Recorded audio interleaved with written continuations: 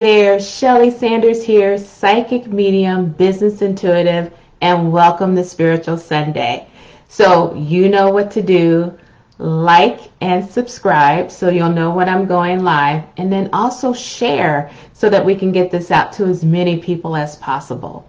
So let's jump into our topic, and that is, what if I get it wrong? So the reason that I want to talk about this is when I'm working with students, that is the number one question that comes up. So when it comes to connecting in with spirit and bringing them in to deliver a message from this to the sitter, the main concern is, what if I get it wrong? So here's the thing. Whenever we get in our head about getting something wrong, it stops the flow. It causes you to get in your head, and then what you will do is you'll start second guessing the information. So it usually looks something like this. You'll get part of the information correct because you are connected with spirit, and then you'll get part of it that comes out a little wonky, not quite correct, because now you're in your head and you're kind of starting to make things up. So this becomes very frustrating. So the thing is that I want to share with you is, look, I get it and I understand, because this is the way that we've been conditioned from a very young age.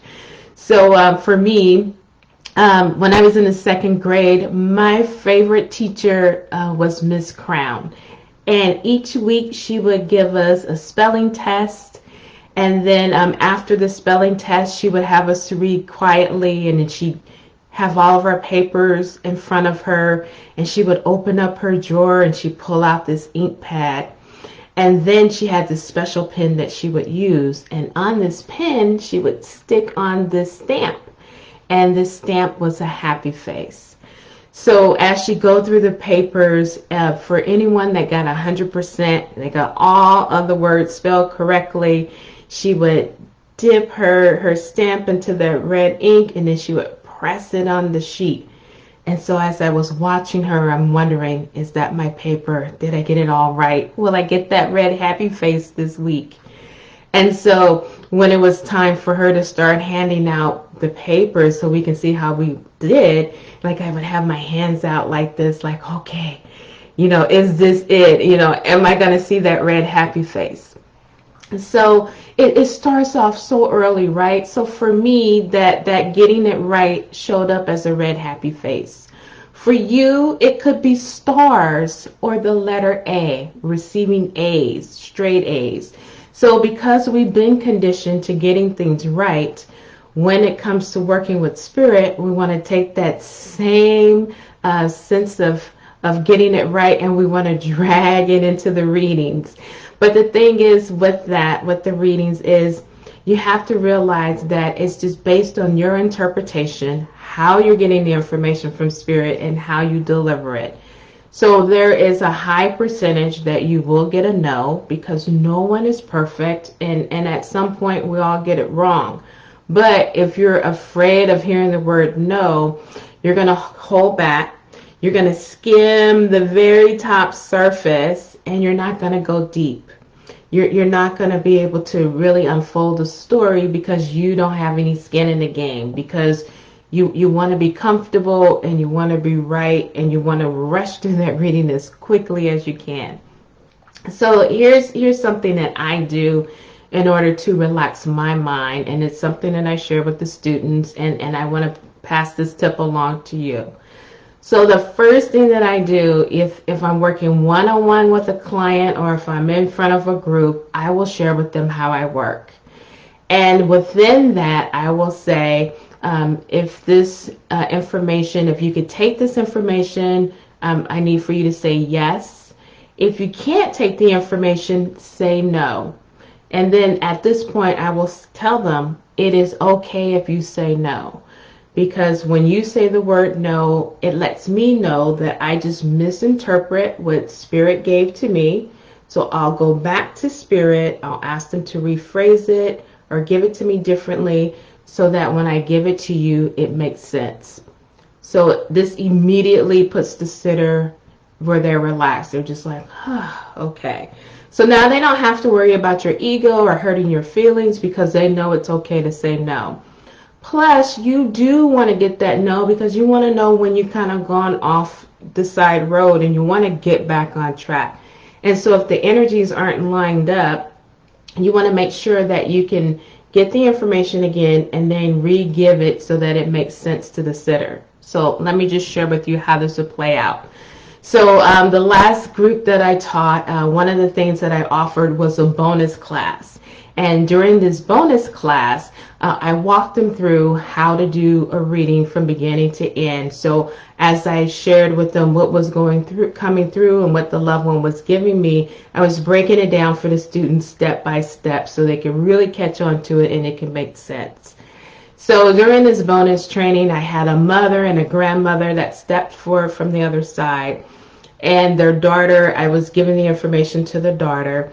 And one of the visions that I saw that the mom gave me was her daughter dressed up kind of in a frilly type of way. I was seeing like lace and ruffles. And so I was asking the sitter, you know, can you understand this? Would this make sense? And I was feeling like maybe this was like around the holidays and maybe they dressed her this way around Easter.